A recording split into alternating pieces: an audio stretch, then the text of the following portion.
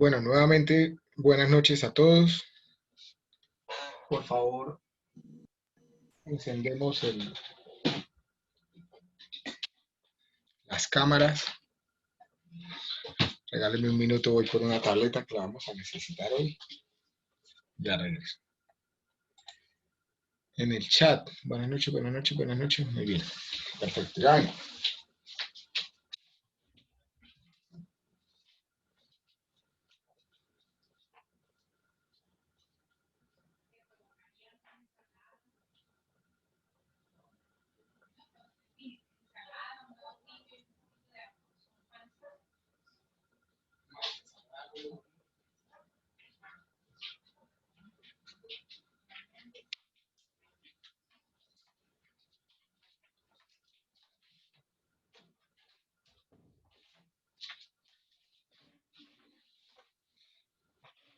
Paula Daniela.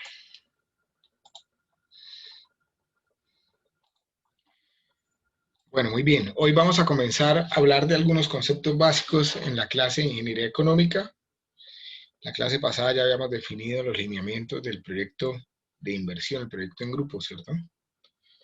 Por favor, José Antonio, Carlos Andrés, prender las cámaras.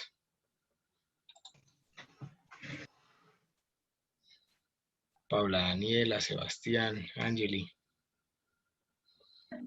Profesor, es que, digamos, en este momento donde estoy acá, está lloviendo mucho y mi conexión es con datos. Entonces, al prender la cámara, eso me consume mucha banda y lo que hace es que yo lo escucho a usted entrecortado. Vale, listo, entonces no hay problema. Santiago, igual, los que puedan prender la cámara, se hace mucho más llevadera la clase si todos estamos viéndonos, de todos modos. Muy bien.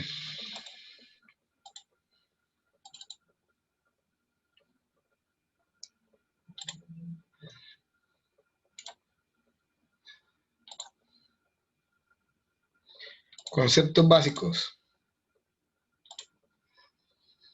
Para comenzar a hablar de algunos conceptos básicos en la clase de Ingeniería Económica, pues es importante tener presente cuáles son los actores que están involucrados en la economía, como son los consumidores, los ahorradores, los intermediarios y los inversionistas. Hablemos primero de los consumidores. Un consumidor es una persona o una organización que demanda bienes y servicios proporcionados por un productor o el proveedor de bienes y servicios a cambio de dinero, ¿cierto? Es decir, es un agente económico con una serie de necesidades.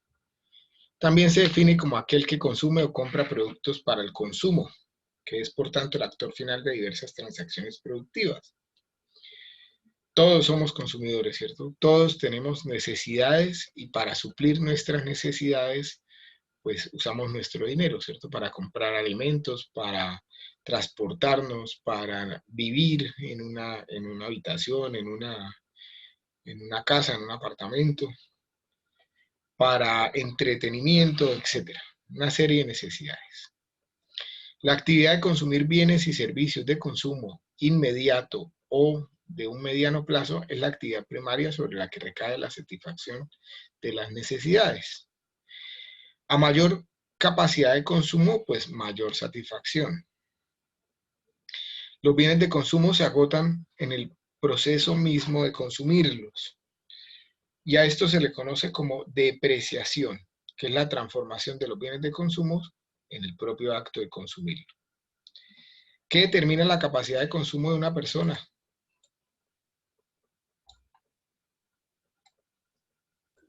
Su poder adquisitivo. Ok, muy bien.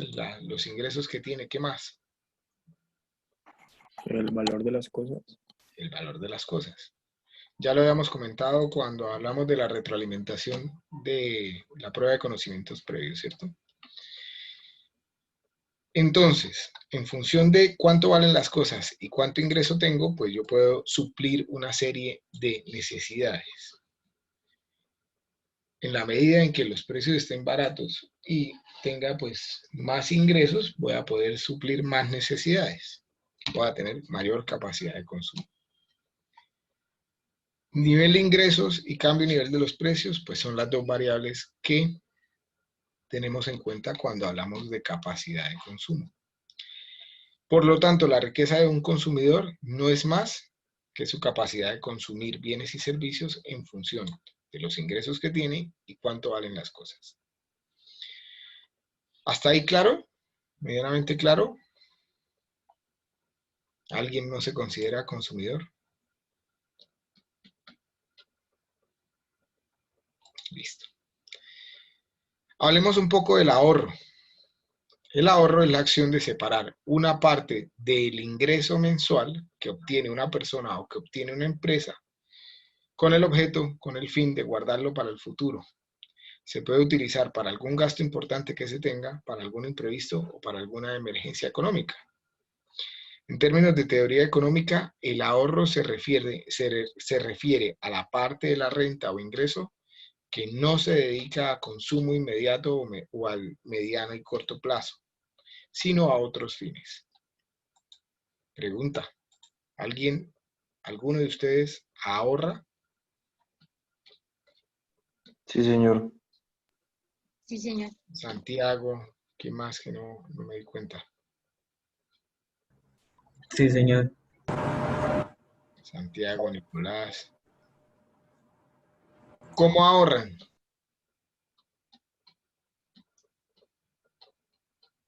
A través de la cuenta de ahorros que usted dijo que no sirve. Acá en Colombia, ¿no? Sí. Profe, a través de Nequi hay una opción que dice que es como, o sea, en Nequi hay una opción que dice que es para guardar un dinero que usted no lo puede utilizar en cierto periodo de tiempo. A través de esa opción yo ahorro. En Nequi. Ok. ¿Quién más? Nicolás, ¿cómo ahorra? A mí me gusta ahorrar en efectivo por lo que lo tiene uno disponible para lo que necesite. O sea, en un cajón o en una caja fuerte en la casa. Bueno, listo. ¿Quién más? ¿Quién más dijo que ahorraba? ¿Valentina o Laura? Que no vi quién me habló. O Angeli o Paula. Yo, profesor. Angeli. ¿Cómo ahorras, Angeli? Pues como dijo mi compañero, o sea, pues yo no soy tanto de eso de cuentas y eso me parece muy harto. Soy floja para eso, entonces yo soy más de como tenerlo guardado así en alguna parte de la casa, porque pues uno nunca sabe cuándo lo necesite, entonces ahí está la mano. ¿Para Pues, qué ahorras? pues yo para gastos que tenga o a veces que tengo que pagar el internet, pues para eso. Ok. ¿Quién más? ¿Para qué ahorran?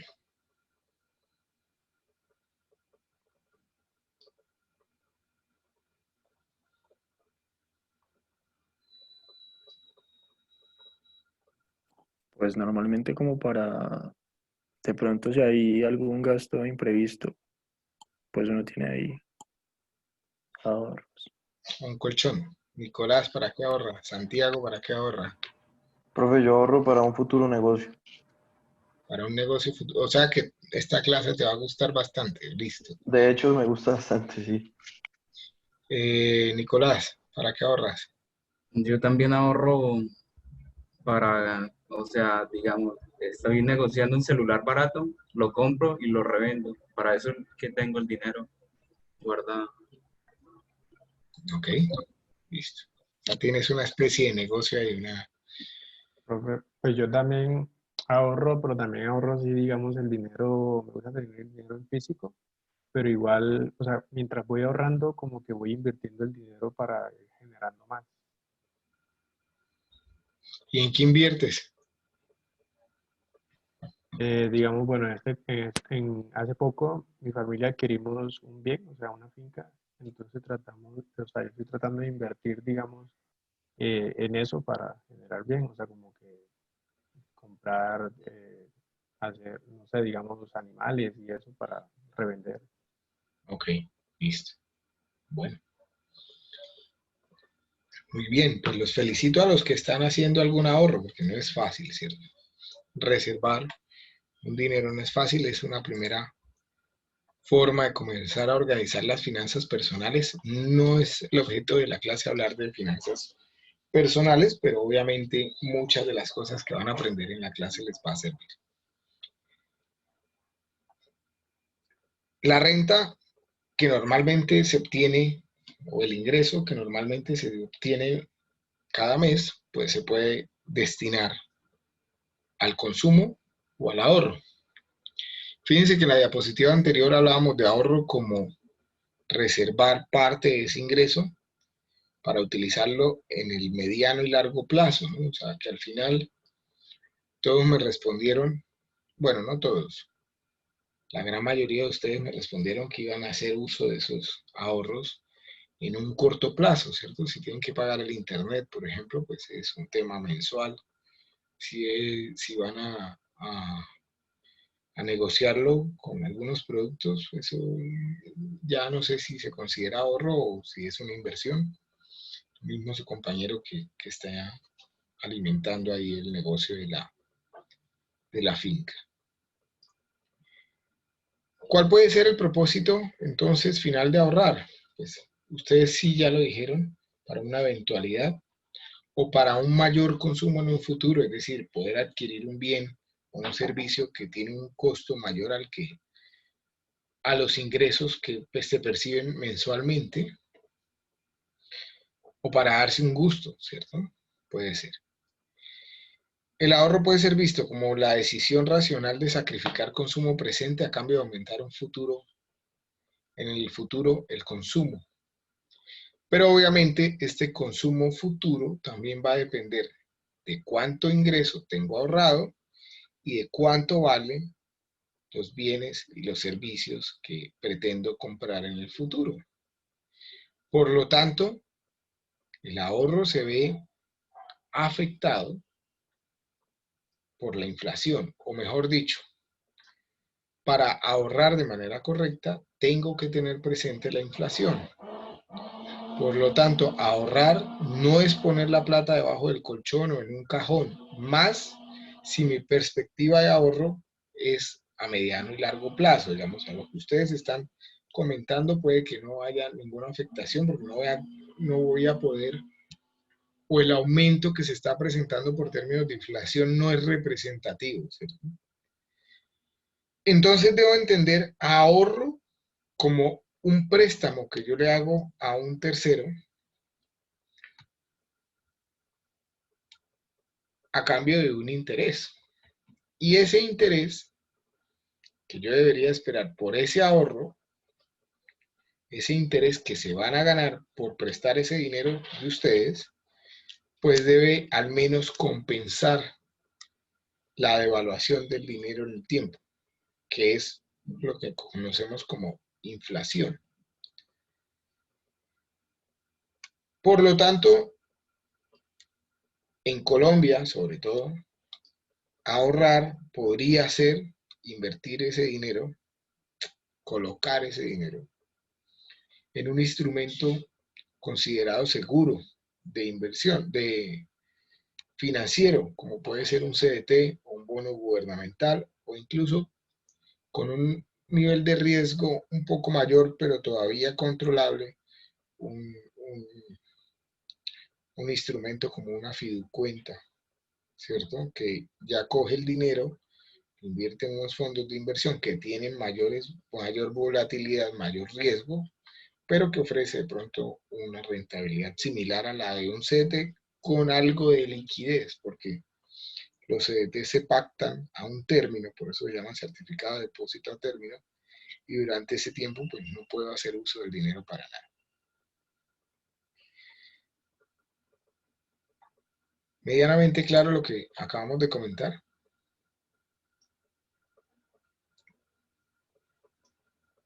Ya es claro para todos que si se pretende ahorrar, sobre todo ahorrar para adquirir, por ejemplo, más bienes y servicios en el futuro, hablando de futuro a largo plazo, pues no debería hacerlo debajo del colchón porque por efectos de la inflación estaría perdiendo ese dinero capacidad de consumo. ¿Eso es claro?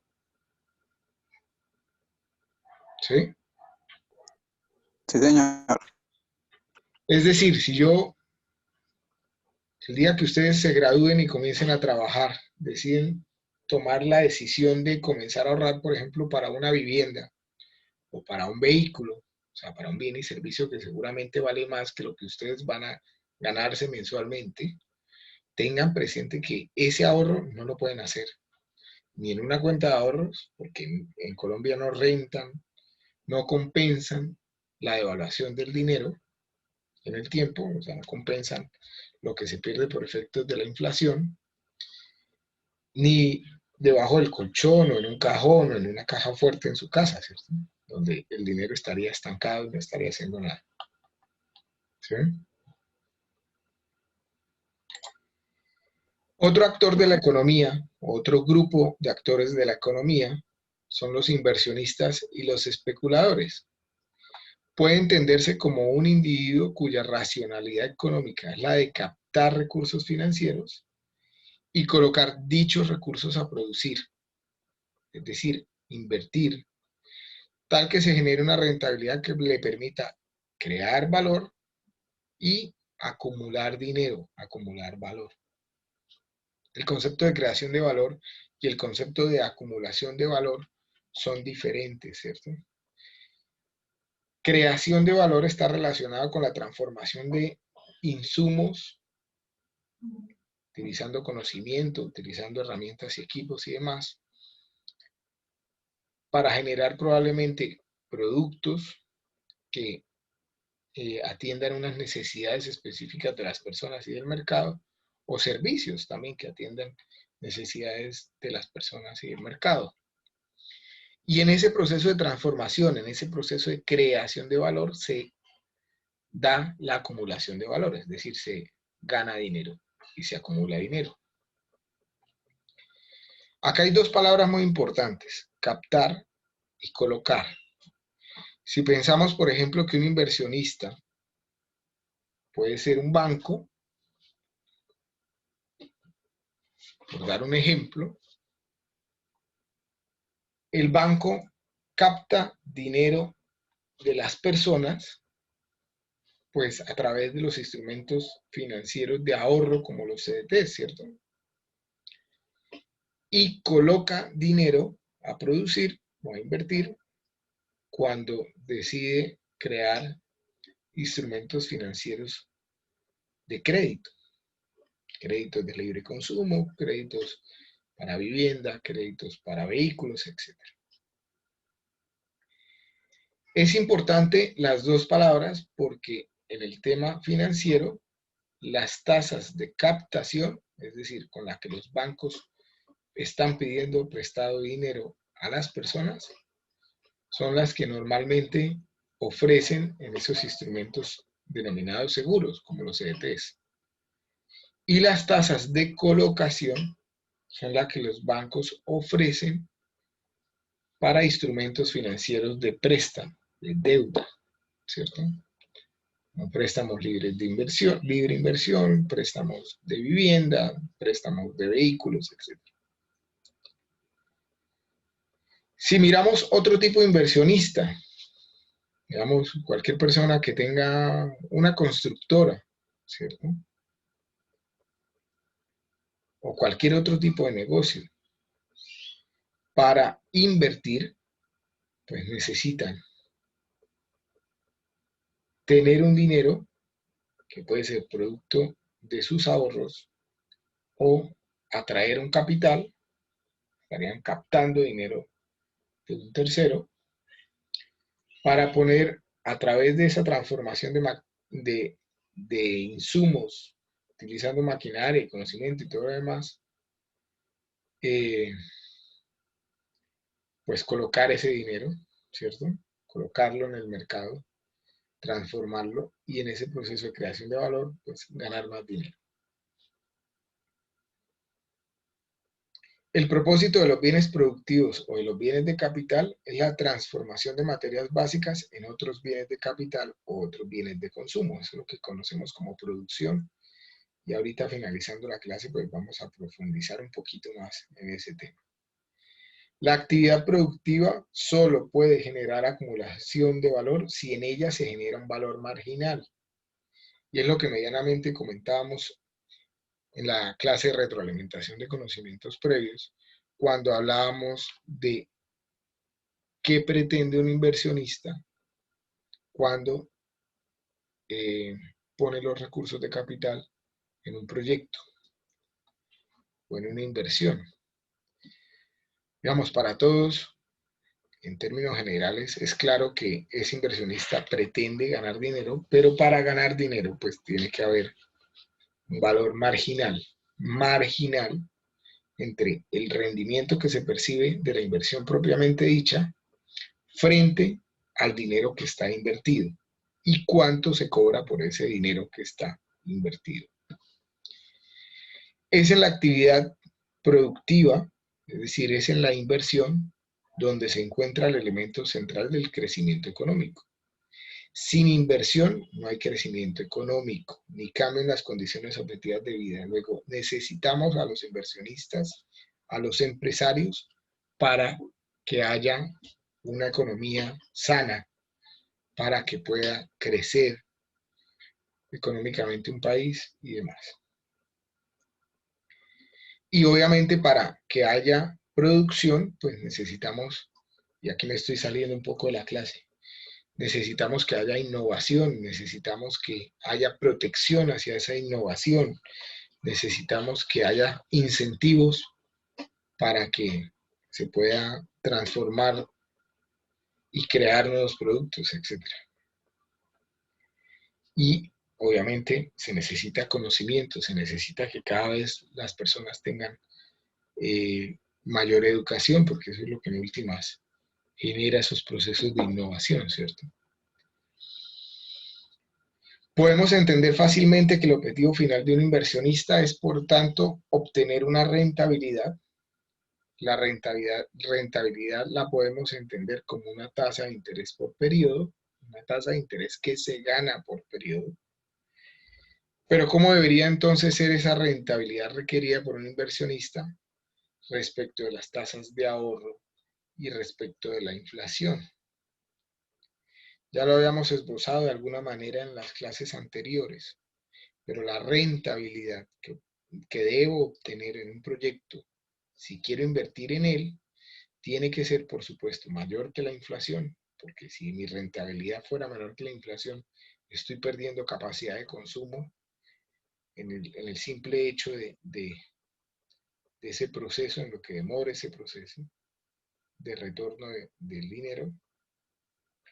Tiene que ser, por supuesto, esa rentabilidad del proyecto superior a las tasas de captación, que como ya lo acabamos de comentar, son las tasas con las que un banco está dispuesto a pedir prestado dinero, ¿cierto? Son las tasas o el interés que ofrece un banco porque nosotros dejemos quieto un dinero en el banco.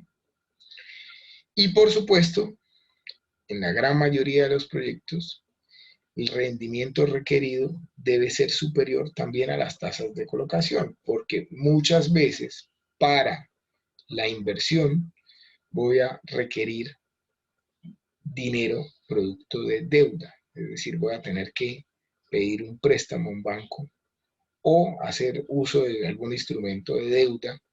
Por lo tanto, el rendimiento tiene que tener una diferencia marginal frente a esas tasas de colocación.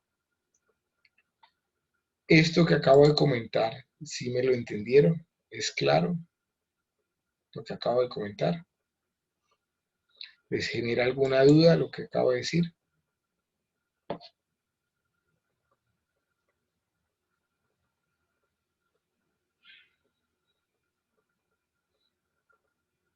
No, profe, no.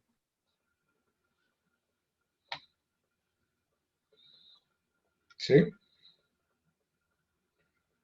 Es de los conceptos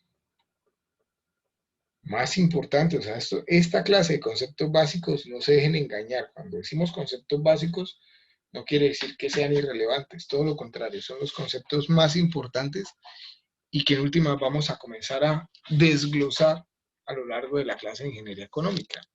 Si ustedes tienen muy claro lo que estamos comentando acá, pues van a tener muy claro cómo evaluar cualquier tipo de proyecto en un futuro, ¿cierto?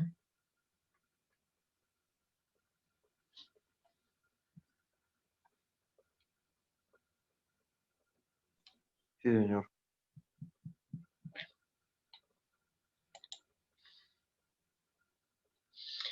Luego, hasta acá hemos hablado de interés y rendimiento. Entendido interés como el dinero que tengo que pagar de más por un préstamo, muchas veces entendido así. Y el rendimiento o rentabilidad del dinero que me voy a ganar por el hecho de yo prestar un dinero o por el hecho de invertir un dinero, ¿cierto? Independientemente de si se actúa como consumidor, como ahorrador, como especulador o como inversionista, hay algo que los afecta a todos y es el hecho de que el dinero varía, el valor del dinero varía en el tiempo. El dinero tiene valor en el tiempo. Para el consumidor, pues está el efecto de la inflación que hace que se pierda capacidad de consumo, ¿cierto? O que haya menor capacidad adquisitiva del dinero. Es decir, con 1.000.000 de pesos hoy, voy a poder comprar una serie de bienes y servicios, pero dentro de un año, con ese mismo 1.000.000 de pesos, no voy a poder adquirir la misma cantidad de bienes y servicios por el simple hecho de que hay una inflación, es decir, que hay un aumento generalizado del valor de las cosas. Santiago, ¿qué duda tienes? Profe, una pregunta, la inflación siempre va de para arriba, ¿cierto? Sí, o sea, si hablamos de inflación, estamos hablando de un aumento generalizado. Sí, pero o sea, siempre, nunca va a tender a bajar en alguna ocasión. Hay procesos de deflación. ¿Cuándo se Mm, presentan? Y de hecho un compañero, una compañera lo preguntó en la clase de la mañana. Pues cuando las economías han tenido una hiperinflación, llega un momento cuando se están recuperando que va a ocurrir lo contrario, o sea, que comienza a disminuir el valor de las cosas, o mejor dicho, o dicho de otra forma, el valor del dinero, el dinero comienza a obtener mayor valor. Eso producto de una recuperación económica después de un proceso de hiperinflación, es decir, para colocar un caso específico, cuando Venezuela se comience a recuperar, ¿cierto? Yo no sé si lo comenté en esta clase, pero había una noticia reciente que decía que un profesor jubilado en Venezuela estaba recibiendo lo equivalente a $3 mensuales. O sea, su pensión equivalía a aproximadamente $3 mensuales. Es decir, por el trabajo de toda una vida, un docente jubilado estaba recibiendo del orden de 12.000 pesos mensuales, ¿cierto? Cuando la economía se comience a recuperar, el valor de su pensión, que no dijeron o no recuerdo exactamente cuántos bolívares eran, seguramente va a comenzar a tener mayor capacidad de adquisición de bienes y servicios, o va a comenzar a equivaler a más dólares que los 3 que acabo de mencionar. Pero es solo en esos tipos de procesos, es decir, cuando la economía se recupera de un proceso tan drástico como una hiperinflación que se pueden presentar esas deflaciones. ¿Sí? Profe, ¿de qué depende el tiempo digamos, de esa hiperinflación? Por ejemplo, ¿usted qué más o menos qué piensa que en cuánto tiempo se va a recuperar Venezuela? No, depende de las políticas económicas y todo lo que gira ahí, y eso sí ya es un tema mucho más grueso que, digamos, esa respuesta no te la sé decir, lo sabrá de pronto algún economista se atreverá a decir cuál puede ser el tiempo, ¿cierto? Que no es mi caso, ¿no? No tengo todavía esa experticia para poderte responder esa pregunta.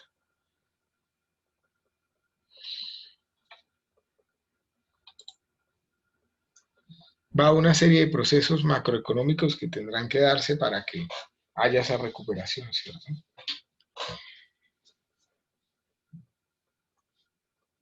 Al ahorrador también lo afecta la inflación, también lo afecta el valor del dinero en el tiempo. En este caso, por efectos de las tasas de captación. Cuando un ahorrador pone su dinero en un instrumento financiero de ahorro como un CDT, pacta una tasa de captación. Si esa tasa de captación está por debajo de la inflación, pues va a perder dinero, ¿cierto? Si está por encima de la inflación, seguramente su dinero va a tener la misma capacidad de consumo en un futuro.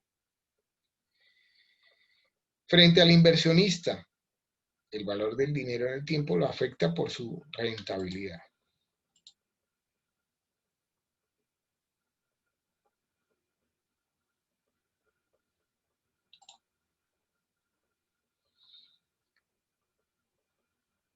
¿De acuerdo?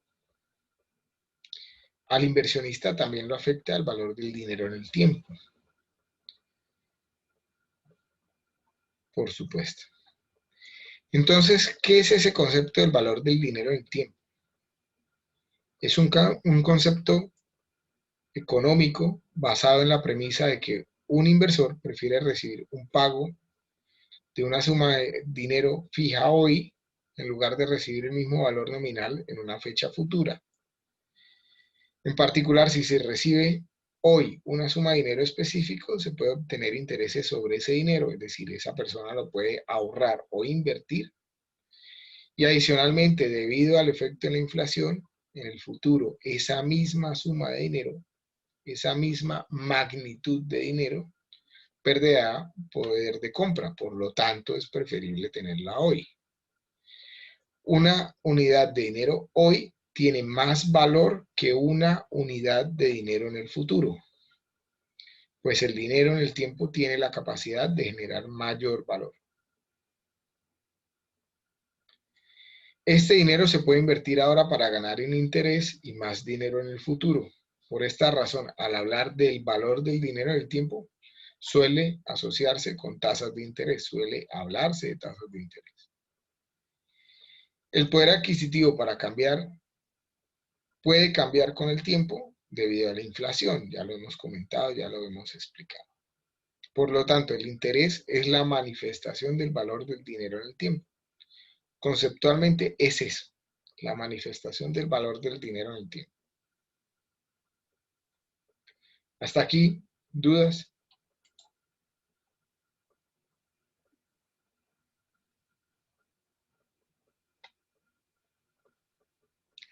¿Siguen conmigo? Sí, profe. Sí, señor. ¿No hay dudas? Sí, señor. Va. Hagamos un primer ejercicio. Supongamos que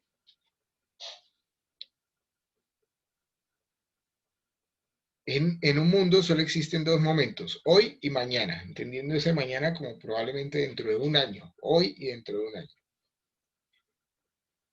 También supongamos que hay un individuo que tiene una estructura de ingresos conocida, es decir, que sabe cuánto dinero va a recibir hoy y que sabe cuánto dinero va a poder recibir dentro de un año.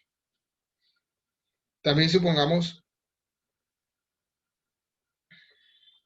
que conocemos la magnitud de la capacidad de consumo que tiene esa persona en cada momento. Y hagamos otros supuestos, que la inflación entre los dos momentos, hoy y mañana, es de un 5%, y analicemos entonces cuál es la capacidad de consumo hoy y cuál sería la capacidad de consumo máximo mañana.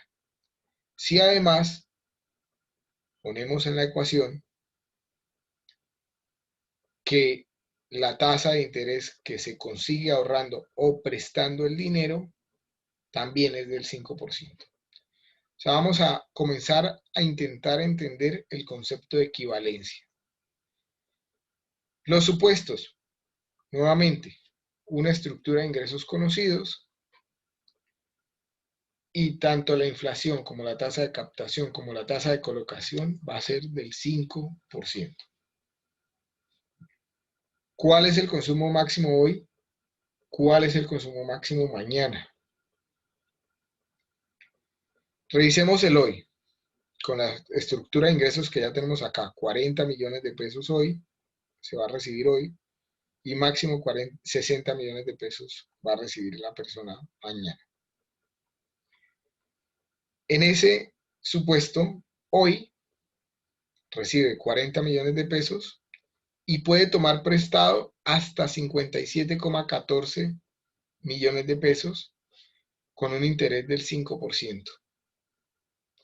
Es decir, que hoy en total podría consumir hasta 97,14 millones de pesos. De forma similar, si decide no realizar el consumo hoy, sino mañana, podría poner a ahorrar el dinero que produce hoy, ese 40%, esos 40 millones, a un interés del 5% y sumarle lo que produce mañana, los 60 millones. Es decir, podría consumir 102 millones mañana. Estos dos valores son equivalentes. 97,14 millones de hoy son equivalentes a 102 millones de mañana a una tasa de interés del 5%.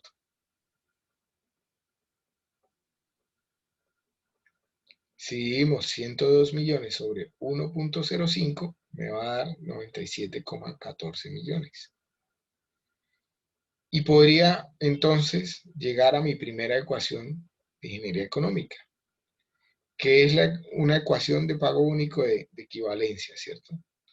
Capital presente es igual al capital futuro sobre 1 más la rentabilidad. También lo puedo encontrar en algunos libros, no hablando en términos de rentabilidad, sino hablando en términos de interés, es decir, capital presente es igual a capital futuro sobre 1 más el interés. Es la misma ecuación.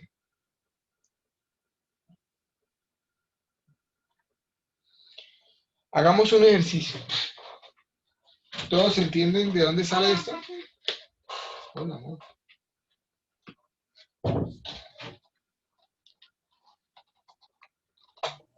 Profe, ¿puedes volver a la diapositiva anterior? Es que hubo algo que no entendí. Claro. ¿Acá? Sí, desde mañana, donde dice mañana. Desde ahí no entendí muy bien. Voy a intentar aclararlo un poco más con la tableta. Regálame un minuto y ya la conectamos. Profe, una pregunta. Señor, escucho. ¿Qué es lo que significa la R en la ecuación?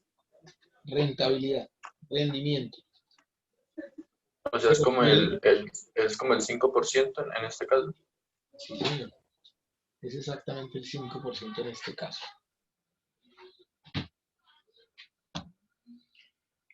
Vamos a revisar esto que acabo de comentar muy rápidamente en las diapositivas. Vamos a revisarlo nuevamente en la tableta.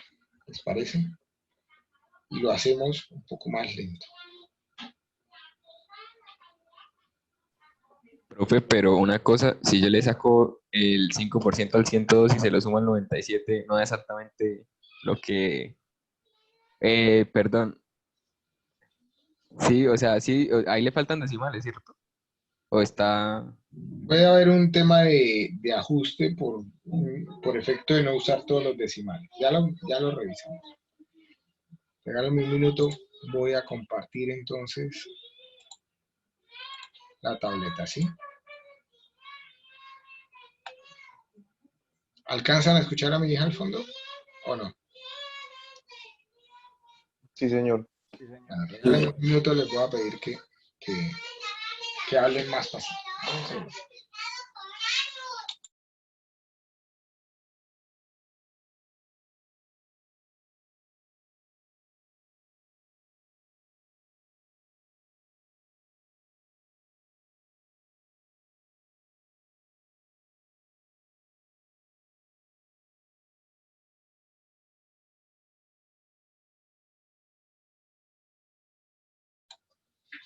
Vale, listo.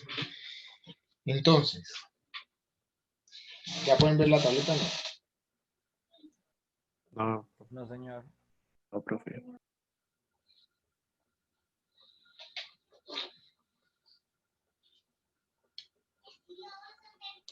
Ahora sí, profe. ¿Sí?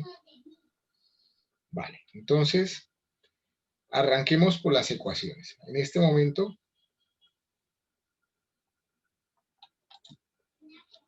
se quedó como pegada la cosa esta.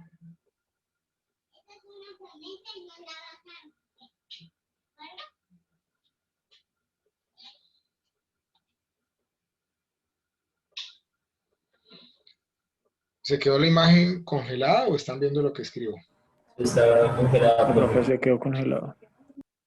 Bueno, vamos a hacerlo otra vez.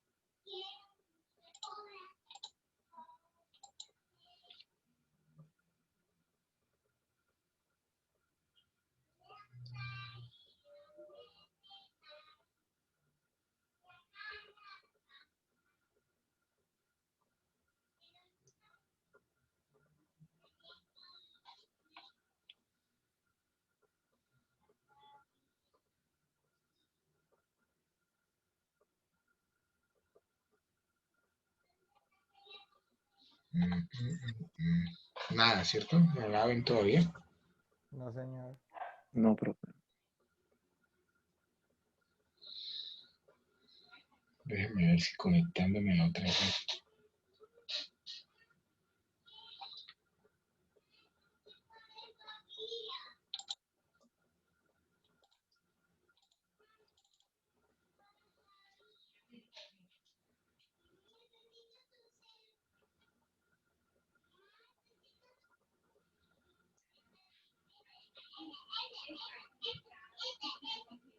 Listo, profe, ya. Bueno, esperemos que podamos ver que no se vuelva a congelar. Entonces, primero hablemos de las fórmulas.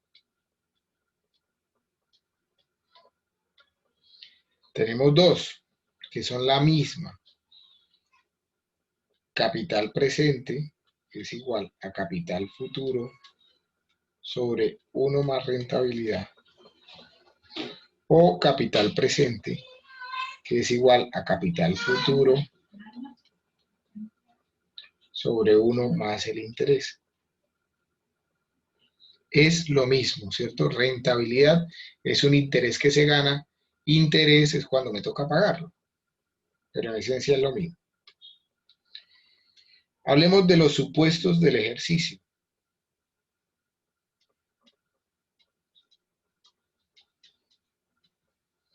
Supuestos. Inflación igual al 5%. Tasas de captación, es decir, las tasas. La rentabilidad que puedo percibir por prestarle dinero al banco, o mejor dicho, por ponerlo, por ahorrarlo, también era del 5%. Y las tasas de colocación también eran del 5% cuando pido prestado al banco. ¿Listo? ¿Con qué objeto hago los tres supuestos iguales? Para introducir el concepto de equivalencia, que es lo que vamos a comprobar con la fórmula que tenemos al lado izquierdo. Lo siguiente es el supuesto de la estructura de capital conocida. Tengo 40 millones hoy y dentro de un año, lo llamamos mañana, 60 millones. Entonces puedo hacer dos análisis. Un análisis hoy, que sería igual a usar los 40 millones que en efecto tengo hoy, más se congeló esto otra vez. Lo voy a escribir y de todos modos, y ahora volvemos a compartir la pantalla. Profe, preguntita rápida. ¿Usted cuelga estas diapositivas en el Moodle? No, pero tienes el ¿No? video en Moodle. ¿Cómo? Vas a tener el video en Moodle, Ah, ok, ¿sí? gracias. Ya Sí, puedes sí. adelantarlo. Disculpe, ¿en qué pestaña saldría del Moodle? ¿Cómo haría uno para entrar al video, a ver los videos de las clases? Vale, ya ahorita les indico eso y entramos a Moodle y les muestro por dónde ir siguiendo todo, ¿listo? Gracias, profe. Entonces, si tengo hoy, que veo que ya está saliendo otra vez la imagen, puedo invertir los 60 millones y puedo pedir prestado, que sería utilizando cuál sería el capital presente en función de un capital futuro, o pedir prestado 60 millones sobre 1 más 0,05. Ojo, todas los valores de tasas de interés se colocan en decimales en las ecuaciones de ingeniería económica. En todas las ecuaciones de ingeniería económica, las tasas van en decimales. ¿Listo? ¿Cuánto me da eso? Me da 97,14 ¿qué? Seguramente tiene más decimales, ¿cierto? 1428,57. Listo. Y eso serían millones de pesos. Ahora, si hago el mismo análisis, pero no usando el dinero hoy, sino mañana, pues tendría 40 millones de pesos hoy que puedo ponerlos en un instrumento de ahorro, es decir, prestárselos a un banco, o sea, en un futuro sería multiplicarlos por 1,05 más los 60 millones de mañana. Y esto me daría 102 millones.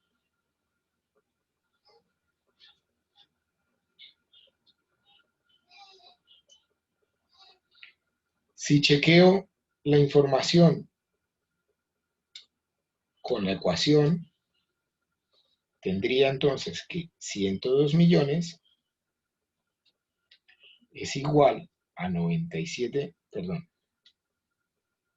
al contrario, 97,14, 97,14, 28, 57, etcétera, es igual a 102 sobre 1 más 0,05. ¿Sí les da o no? Sí, profe. Luego, estas primeras ecuaciones de ingeniería económica que estoy acá colocando en el recuadro, que en esencia es una sola, ¿cierto? Es una misma ecuación, es nuestra primera ecuación de la clase y es la de equivalencias entre dos periodos de tiempo diferentes. Un único valor expresado en dos periodos de tiempos diferentes. Fluctúa en función del interés. En el ejercicio estamos mezclando tres cosas. Estamos mezclando inflación, estamos mezclando ahorro y estamos mezclando deuda. Solo que a los tres supuestos les estamos dando el mismo valor. Podemos en este momento hacer un ejercicio similar, pero variando esas tasas. Hagámoslo. Les voy a borrar mis tasas. Voy a borrar los resultados, obviamente.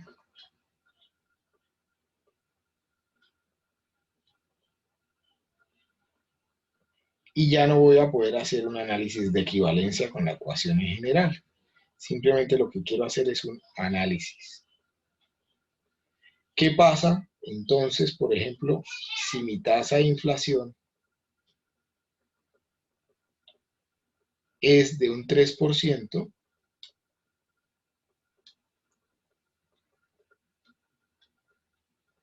si mi tasa de captación es de un 5% y si mi tasa de colocación es de un 15%. Esas tasas son, de hecho, muy parecidas a la realidad. La meta de inflación que tiene el Banco de la República, y ustedes pueden preguntarle a Google, ¿cierto? Meta de inflación, Colombia 2020, les va a salir la página del Banco de la República diciéndole que la meta es del 3%. Si ustedes buscan tasas de captación o tasas de CDTs, pues pueden ir rondando entre los 3.5, por ahí hasta el 5%, con valores, digamos, de ahorro razonables, es decir, que no haya que colocar miles de millones en el banco para tener esa rentabilidad.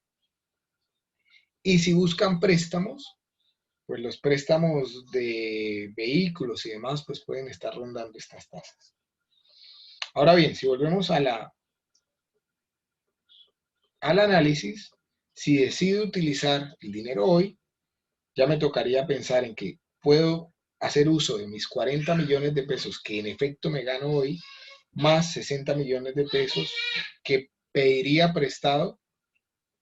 No podría pedir prestado 60 millones de pesos, lo máximo que podría pedir prestado es 60 millones de pesos sobre uno más la tasa de colocación, es decir, sobre 1.15.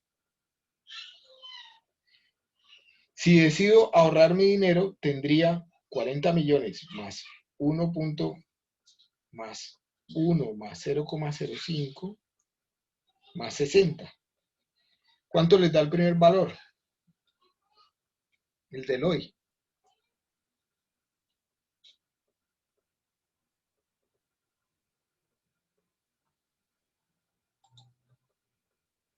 $92.17. 92.17. ¿A todos les da igual?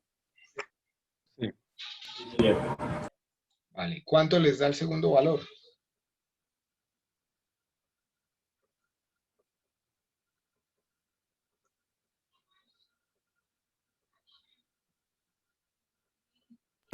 $102. 102. 102, ya lo habíamos hecho, ¿cierto? Sí. ¿En qué momento consumo más?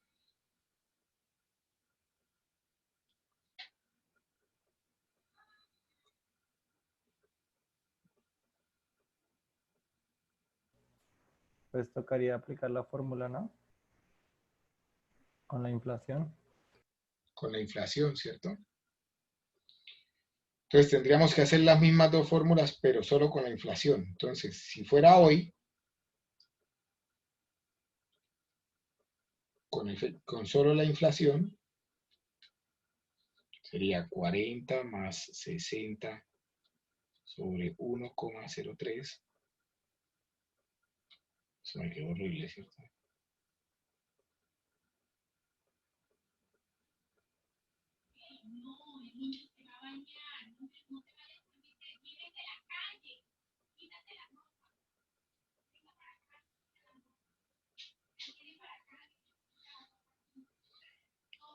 ¿Cuánto le daría eso? 98.25. Y mañana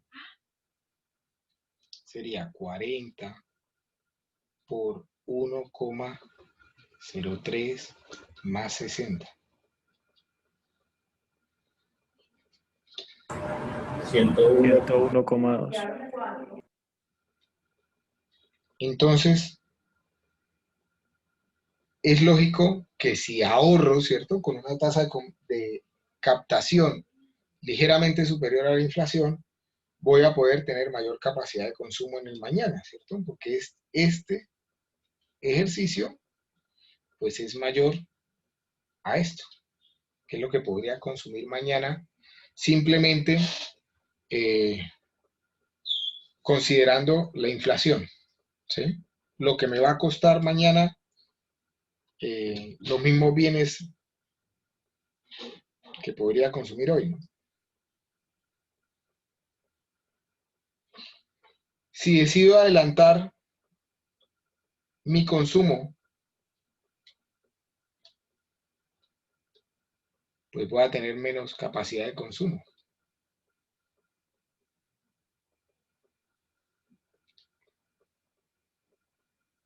Entonces,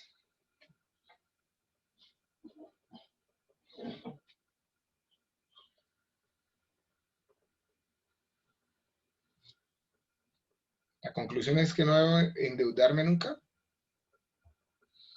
Pues no necesariamente, ¿cierto? Porque si yo decido consumir hoy con el objeto de generar mayor dinero, lo puedo hacer. El hecho es para qué consumo y cómo consumo, ¿sí? O sea, yo puedo solicitar estos 60 millones de pesos si mi intención es coger estos 92,17 e invertirlos en un proyecto que me genere más del 15%, ¿cierto? O que me genere más dinero que el que en última le tengo que devolver al banco y me quede una ganancia marginal. Hacia allá vamos, ¿no? No se hago bien todavía con el tema, hacia allá vamos, ya lo vamos a ir viendo poco a poco. Les queda en el video para que lo puedan revisar. Continuemos con la presentación.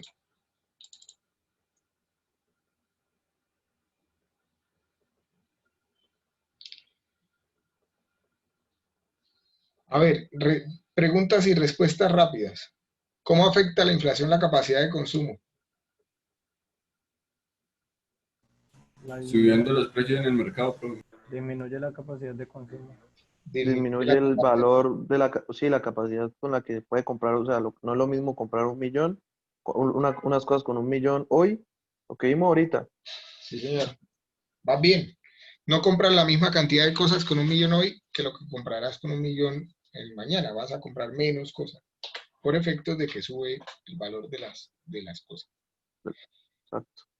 Si la inflación no fuera del 5%, que era lo que se había planteado en el ejercicio inicial, sino que era del 10%, pues voy a tener menos capacidad de consumo, ¿cierto?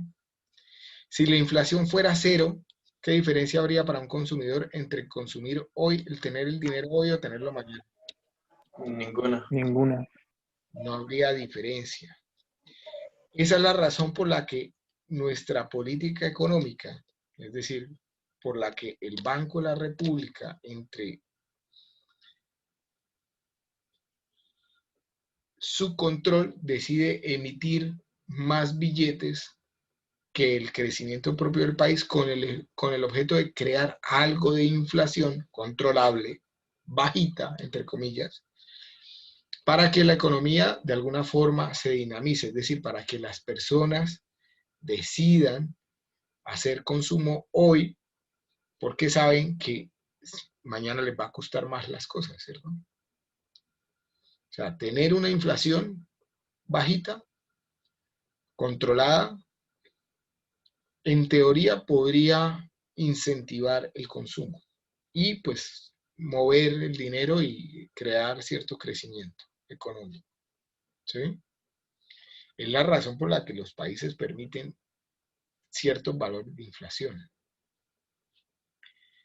Si la lógica del ahorrador fuera defenderse contra la inflación y sacrificar consumo presente para aumentar un consumo futuro equivalente, ¿cuánto debería ser la tasa de interés que debería exigir un ahorrador racional?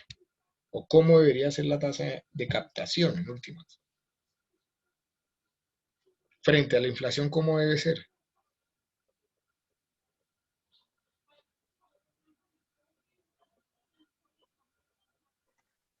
Mayor, profe. Mayor. La tasa de captación, es decir, la tasa que va a percibir el ahorrador por el efecto de reservar el dinero y no consumirlo hoy, pues tiene que ser mayor para no perder capacidad de consumo. La rentabilidad, la tasa de captación tiene que ser mayor que la inflación. ¿Qué pasa si la rentabilidad es menor que la inflación? Pues que se pierde dinero, ¿cierto? Se pierde capacidad de consumir o de adquirir bienes con ese mismo dinero.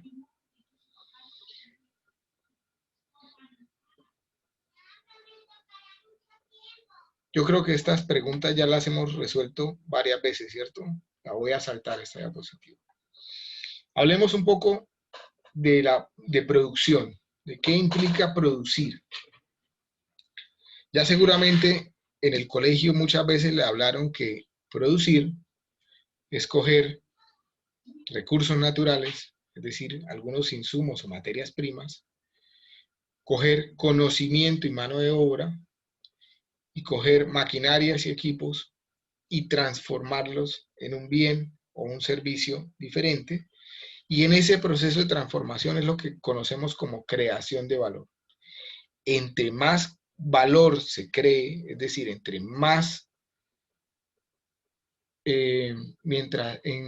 se atiendan las necesidades de las personas, pues las personas están dispuestas a pagar más por ese bien o por ese servicio y por ende se va a acumular mayor dinero, ¿cierto?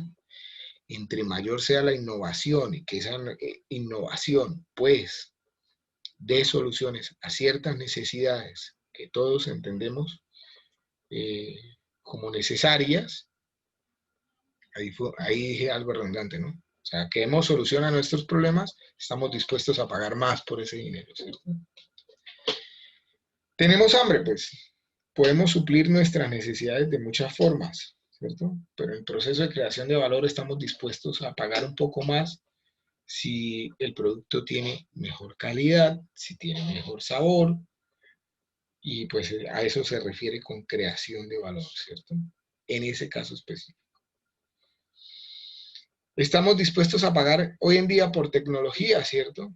Por el hecho de que las circunstancias nos obligan a comunicarnos de manera virtual. Entonces muchos de ustedes seguramente no habían tenido necesidad de comprarse un computador o de comprarse unos cascos para escuchar las clases y ahora sí lo necesitan, ¿cierto? Y salen al mercado y miran las diferentes opciones que tienen para suplir esa necesidad y están dispuestos a pagar un mayor valor en la medida en que cubra sus necesidades en ese proceso de creación de valor. Para que haya producción, obviamente necesito invertir unos recursos. Esos recursos que se invierten en un proyecto de inversión, en un negocio, provienen de dos fuentes. Pueden provenir de dos fuentes. De capital propio o de recursos propios o de patrimonio o de deuda o de créditos, ¿cierto? El cambio del valor del dinero en el tiempo está estrechamente relacionado con el concepto de interés, ya lo hemos visto, con el concepto de rentabilidad. Sabemos que en principio es mejor tener un peso hoy que un peso mañana, porque con el peso hoy podemos invertirlo y generar mayor valor, o podemos tener mayor capacidad de consumo hoy frente a mañana. Por lo tanto, un inversionista, ¿qué hace con el dinero hoy? Invertirlo y crear mayor dinero. ¿Qué pierde un inversionista por no tener dinero hoy?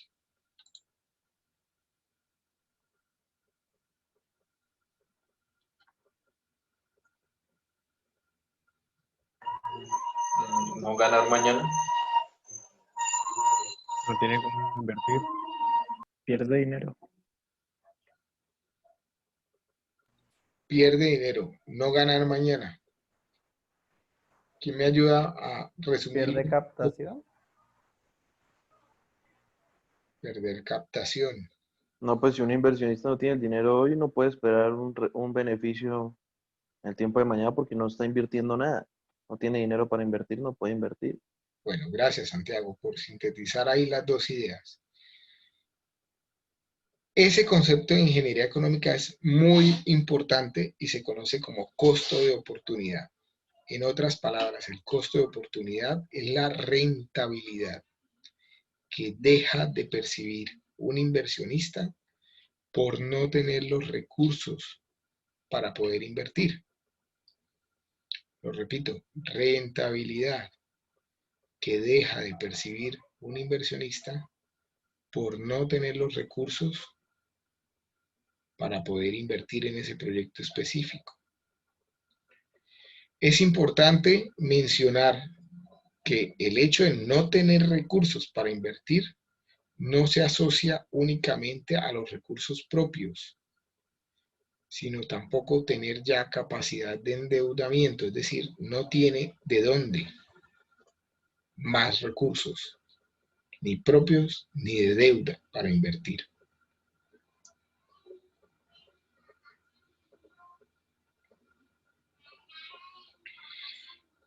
Cuando hablamos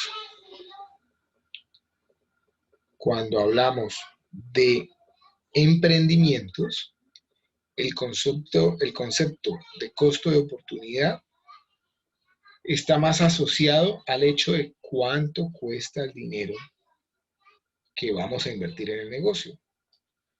¿Qué otra cosa podría hacer un inversionista con su dinero en vez de invertirlo en el negocio? Ese sería el costo de oportunidad. ¿Sí? Entonces, si normalmente yo en un emprendimiento lo que haría con mi dinero es ahorrarlo, pues las tasas de captación comienzan a ser un valor importante. ¿Están cansados o vamos bien?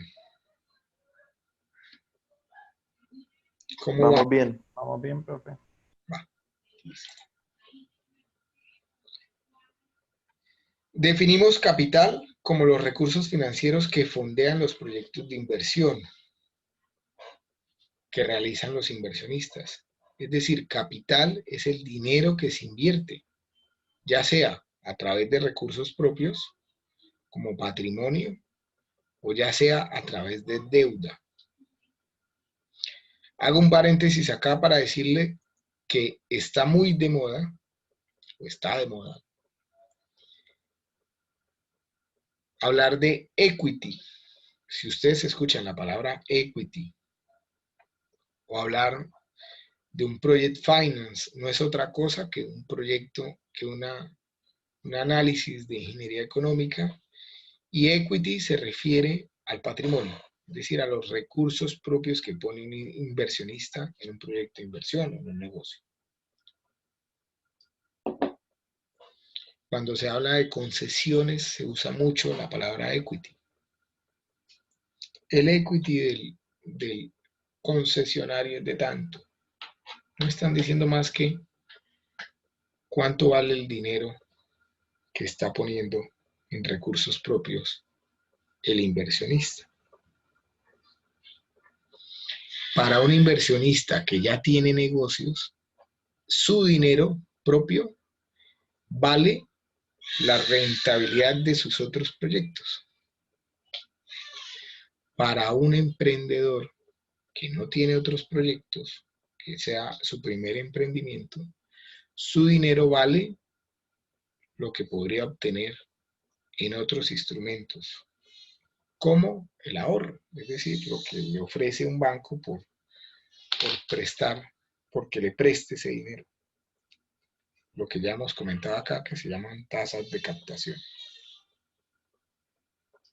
¿Sí entienden la diferencia entre uno y otro?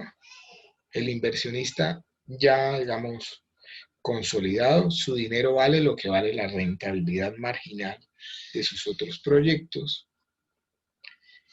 Y en el caso de los emprendimientos, el dinero de recursos propios o de equity vale lo que puede obtener ese emprendedor por no hacer el proyecto, o sea, lo que podría ganarse ahorrándolo. Definimos rendimientos de capital como la tasa de rentabilidad que se obtiene cuando un inversionista adelanta un proyecto que está fondeado con una mezcla de recursos propios y de deuda.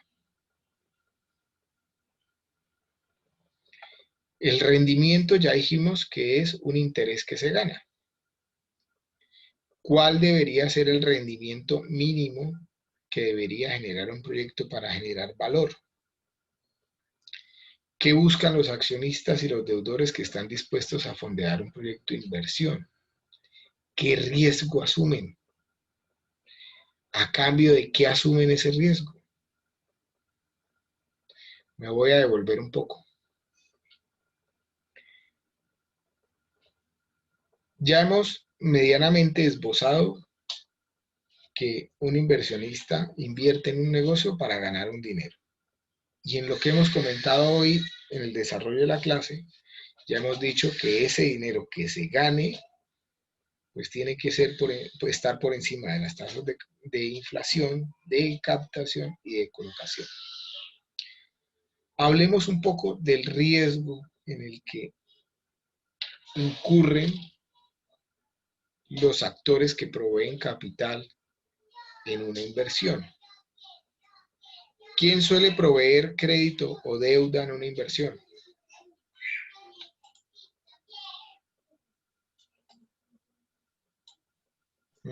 Banco, cooperativas. Los bancos. Listo. ¿Qué riesgo tiene un banco frente a un proyecto? Que no se vea retornado el dinero que prestó. Bueno, y en el caso en que, por ejemplo, un proyecto, mejor dicho, ustedes montan un negocio de empanadas, para colocarlo así como con un ejemplo. Para su negocio de empanadas van y le piden prestado dinero al banco. Si su negocio de empanadas no fluye como ustedes lo tenían pensado en términos de ingresos, de ventas y demás, ¿qué pasa con el dinero que les prestó el banco? ¿Ustedes tienen que pagarlo o no? Claro, hay que Pues, pagarlo. de alguna forma lo pagan porque Sí, porque Hay que por ahí pagarlo, pero piden claramente, qué pena, compañero, hable. No, que técnicamente el banco no tiene ningún riesgo porque al fin y al cabo el dinero tiene que ser retornado. Claro, profe, para que el No creo banco, porque si la persona no tiene, o sea, al momento de hacer la inversión y digamos que en bancarrota y el banco quiere como cobrar esa deuda, si la persona endeudada no tiene nada, pues no tiene quien le quite, no tiene de dónde cobrarse. pero el banco para poder prestar dinero usted tiene que presentar algún tipo O de deudor. garantía para exacto, un capital, deudor, un un patrimonio. codeudor, etcétera. Para eso hacen Entonces el banco nunca va a perder, la verdad. Exacto, nunca pierden. Todos tienen razón, ¿cierto? El banco por lo general nunca pierde. Él mide su riesgo, ¿cierto? Si presta sin codeudores, de pronto tiene un conocimiento de a quién le está prestando, ¿cierto? O sea, conoce la vida crediticia de a quién le está prestando y suele prestar al que es buena paga, por decirlo así, ¿cierto? Dependiendo el crédito, para qué sea, hay unos que tienen mayor riesgo y otros que tienen menor riesgo. Cuando un banco da un crédito de libre inversión, a lo que se refiere es que le presta para lo que usted quiera. O sea, usted podría fácilmente salir con ese dinero y jugarse todo el dinero en un casino. Y al banco no le interesa, siempre y cuando usted le devuelva el dinero, a él no le interesa usted qué vaya a hacer con ese dinero.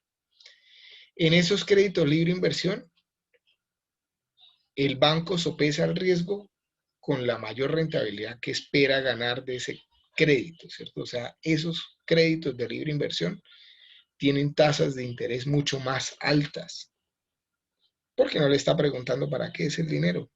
¿Sí? Asume un riesgo mayor, por lo tanto, espera un rendimiento mayor. ¿Sí? Obviamente, si las personas se llegan a quebrar, pues podrían recurrir a la ley de bancarrota, que algo así, o la ley de insolvencia, creo que se llama ahora así. Pero eso implica no que no se le pague al banco, sino que se haga un acuerdo con el banco. Entonces, el banco le va a decir, tranquilo, le voy a dar un periodo de gracia, vamos a refinanciar la deuda. Al final usted termina pagándole más al banco, ¿cierto? Cuando vuelva a asomar la cabeza y salir de un poco de deudas y termine pagando al banco, el banco pues no va a perder, va a terminar ganando. Incluso puede ganar hasta más, ¿cierto? O bueno, en el peor de los casos, el banco recibe su capital sin ninguna rentabilidad, pero digamos no pierde ese capital. ¿Sí? La persona que se acoge a una ley de insolvencia, pues va a quedar marcado financieramente, ¿cierto? Probablemente es muy difícil que le vuelvan a prestar dinero y pues tiene que cumplir lo que pacte para que en efecto pueda volver a tener vida crediticia en algún momento. ¿Sí?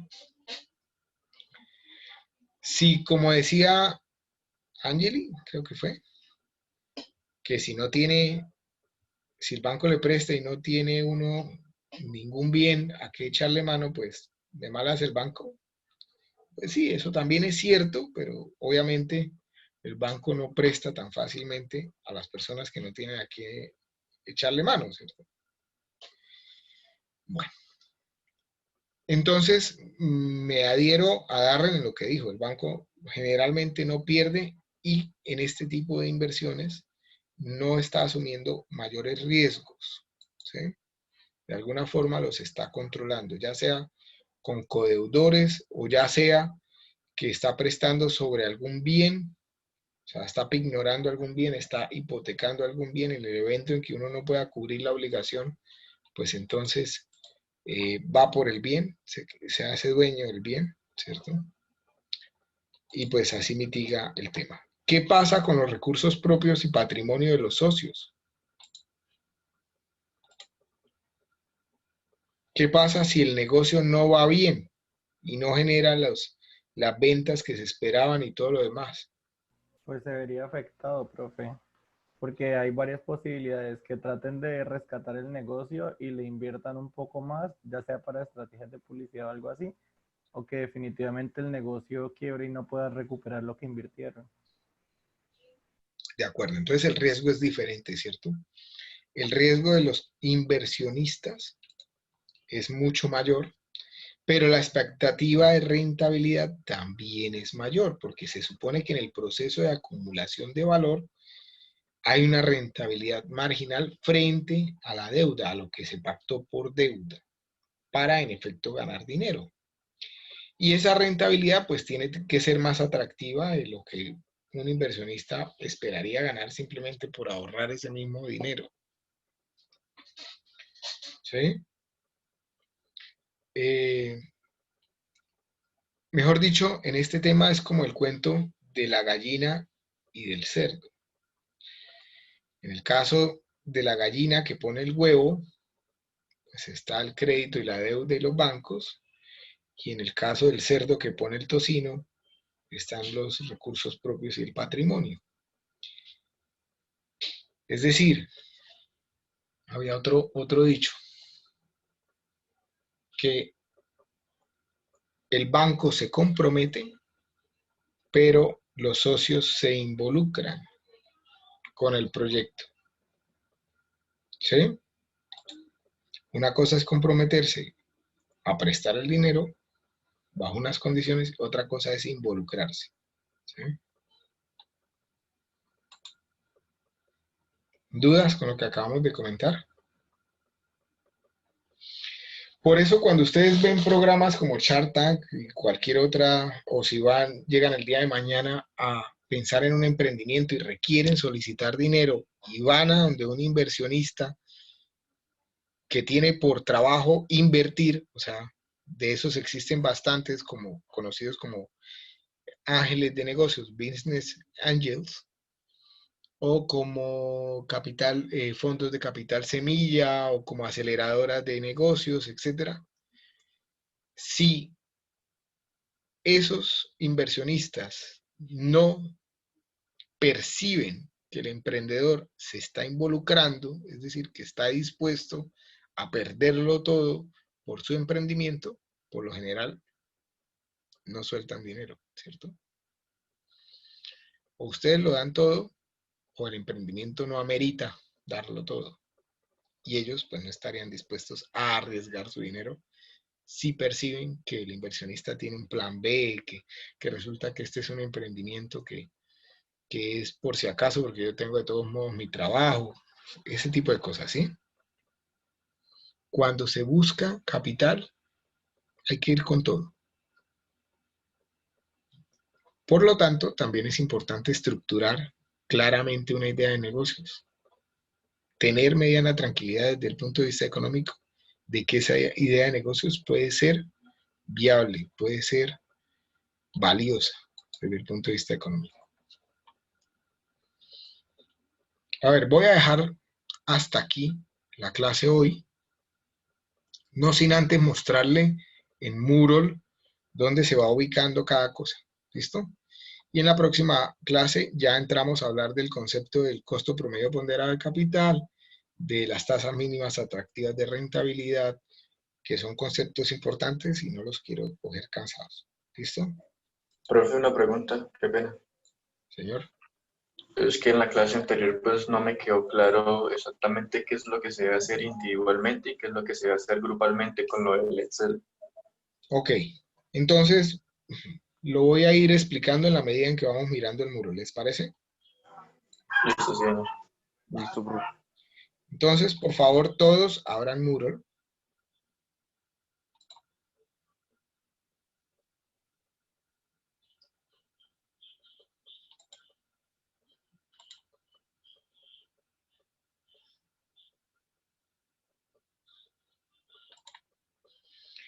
En Moodle, entonces, tienen la primera clase, se va a encontrar acá donde dice lineamientos del curso. Ahí tienen la presentación que hicimos en la primera clase y ya tienen cargado un link del video de la clase. Este link los va a llevar al canal de YouTube, ¿cierto? El canal que ya les había comentado aquí en bienvenida, ¿cierto? Por acá está el link del canal también, si se quieren suscribir, si quieren ver los videos de los demás cursos, porque obviamente trato de hablar el mismo concepto, pero con ejemplos diferentes entre una clase y otra, para que ustedes puedan, pues, de alguna forma, revisar varios videos diferentes. Primera clase, lineamientos del curso. Segunda clase, la retroalimentación de la prueba de conocimientos previos. Tienen la presentación acá en la pestaña Presaberes y tienen ya el video de lo que comentamos. Tercera clase, pestaña de proyecto en grupo. En la pestaña donde dice emprender o reporte inicial de proyecto, encuentran la presentación y encuentran el link de la clase. Voy bastante juicioso este semestre con el link, pero a veces me puedo demorar una semana en editar, no hago mucho, pero en cargar el video en el canal para poder copiar el link acá, a veces me demoro una semana, por ejemplo. Luego es importante que no dejen de asistir de manera sincrónica a las clases. Además, porque pueden preguntar y pueden salir de las dudas que tengan, por supuesto. Entonces, para aclarar la duda que había hace un minuto, acá donde dice emprender, ustedes ya tienen, perdón, a ver, acá donde dice inicio, ustedes ya tienen una tarea que es individual, donde dice inicio. ¿Qué tienen que hacer? Tienen que descargar la plantilla de evaluación de ideas de negocios, tienen que pensar en ideas de negocios y tienen que valorar de manera cualitativa esas ideas. Mínimo 3,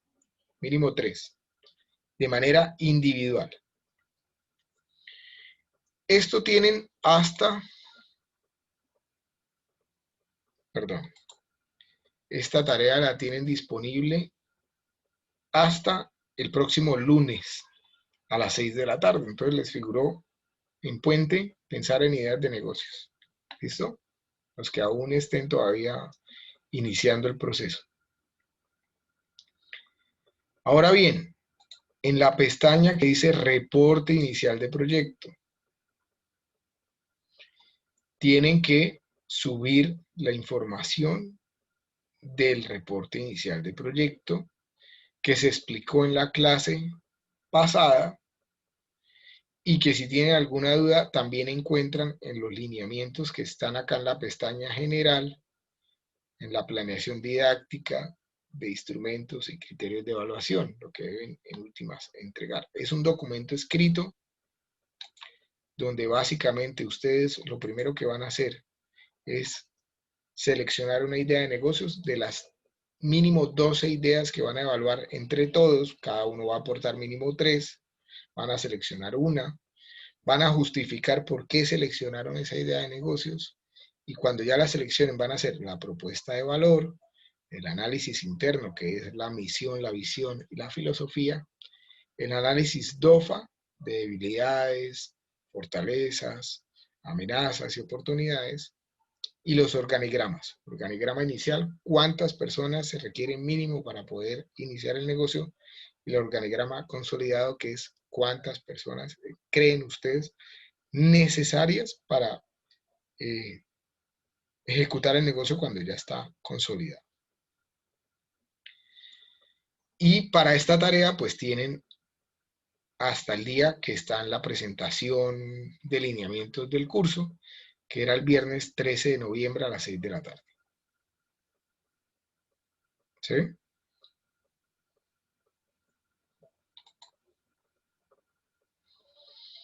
No sin antes, ustedes tienen que crear los grupos.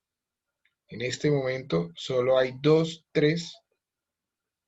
tres grupos. 2 completos y uno que le hace falta a un compañero. Este de 5, pues ya se había creado la posibilidad del de 5. Eventualmente no sé si nos va a quedar un grupo de 3 personas, pero todavía son estos que están acá. ¿Dudas?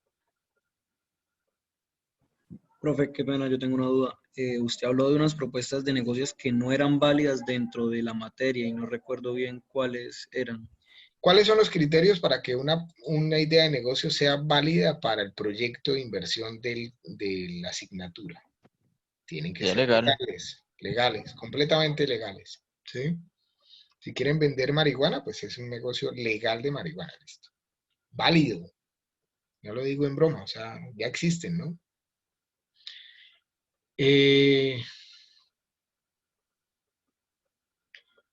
Tienen que crear valor.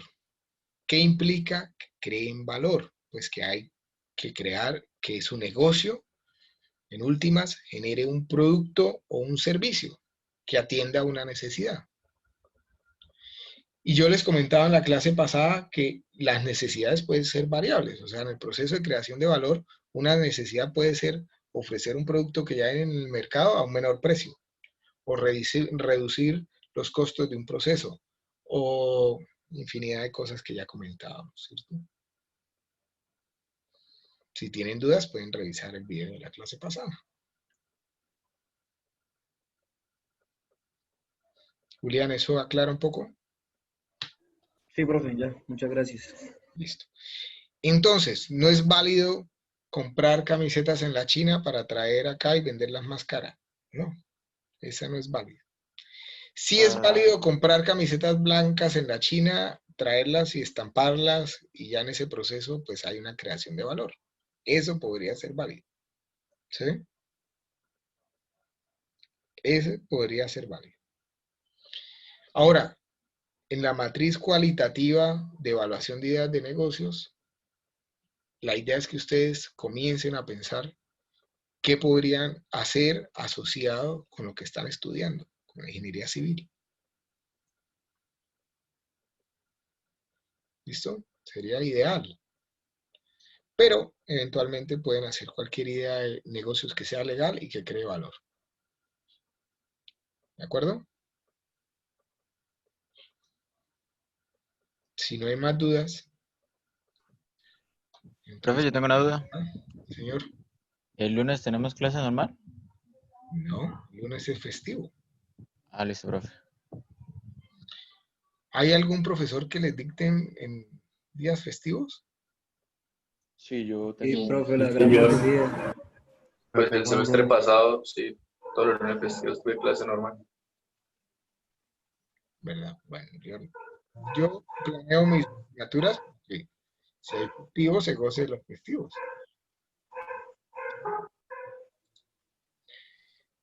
Y creo que ahí nos preguntaron la vez pasada, bueno, ¿qué pasó con unas horas? Pero dijimos, pues es un día festivo y no dijeron nada. Entonces, creo que no hay un lineamiento de la universidad al respecto. O sí hay algún lineamiento de la universidad. ¿Alguien conoce algún lineamiento al respecto? No. ¿No? No, la verdad no. Porque si hubiera un lineamiento para nosotros como profesores, a ustedes también los tendrían, ¿cierto? O sea, cuando se matricularon les tuvieron que haber dicho claramente que habían clases en los festivos, ¿sí? Sí, eso hubiera sido lo lógico. Si no es así, no hay lineamiento. Bueno, muchas gracias. Creo que si no hay más dudas, entonces cerramos por hoy. Chao, profe, hasta luego, gracias. Listo, profe, Vale, hasta profe, luego. gracias. Hasta Listo, luego. profe. Hasta luego, profe, gracias. Hasta luego, profe. Hasta luego. Hasta luego. Hasta luego, profe, muchas gracias. Nos vemos el miércoles. Esto, profe, no sobre la materia, sino que yo el lunes no pude, o sea, no es sobre el tema, sino que yo el lunes no pude asistir y yo le envié el correo. Pues, Ya recibí el correo. Ahora te toca es en este fin sí. de semana hacer la tarea. No, ya me adelanté de la clase, profe. Listo. Ya me adelanté de la clase. Perfecto. Listo, profe, hasta luego. Hasta luego.